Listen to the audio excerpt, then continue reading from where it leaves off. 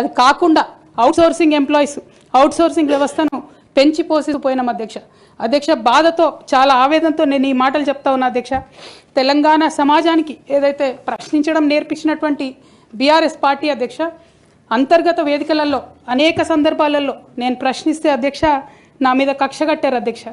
కేసీఆర్ గారు చుట్టూ ఉన్నటువంటి కొందరు వ్యక్తులు తప్పక చెప్తున్నాను అధ్యక్ష ఈ మాట. ఎందుకంటే భారతదేశ రాజ్యాంగం ప్రకారం రాజకీయ పార్టీలు ఏవైనా కూడా ప్రజలకు ఒక దిక్సూచిగా నిలవాలి అధ్యక్ష, ప్రజలకు ఒక దారిదీపంగా నిలవాలి.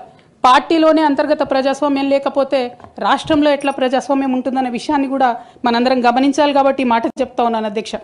మరి కక్షగట్టి నన్ను ప్రశ్నించినందుకు పార్టీ నుండి బయటకు పంపించారని చెప్పక తప్పదు అధ్యక్ష. మొదటి సంవత్సరం నుంచే రాష్ట్ర స్థాయి నిర్ణయాలలో ఎక్కడ కూడా నా పాత్ర లేకుండా కట్టుబడి చేసినారు అధ్యక్ష. ఇవాళ ఆనాడు బాధపడ్డా ఇవాళ నేను సంతోషపడతా ఉన్నా అధ్యక్ష. ఎందుకంటే అధ్యక్ష ధర్నా చౌక్ రద్దు చేయడం అనేటటువంటిది ప్రజాస్వామిక హక్కుల్ని కాలరాయడంలో మొదటి మెత్త అధ్యక్ష. ఆనాడు ఇంటర్నల్గా ఎంత ప్రొటెస్ట్ చేసినా కూడా రాష్ట్రం వచ్చింది, ఇప్పుడు ధర్నాలు ఎందుకు, దరఖాస్తులు లేవు, ధర్నాలు లేవు, అన్ని పనులు చేసి పెడతామని చెప్పుకుంటూ వెళ్ళడం జరిగింది అధ్యక్ష. అట్లానే రైతులకు జరిగినటువంటి అక్రమ అరెస్టులు అధ్యక్ష, ఇవాళ ఒక్కొక్క దగ్గర నుంచి రైతులు మాట్లాడుతూ ఉంటే బాధ తట్టుకోలేకపోతున్నాం అధ్యక్ష.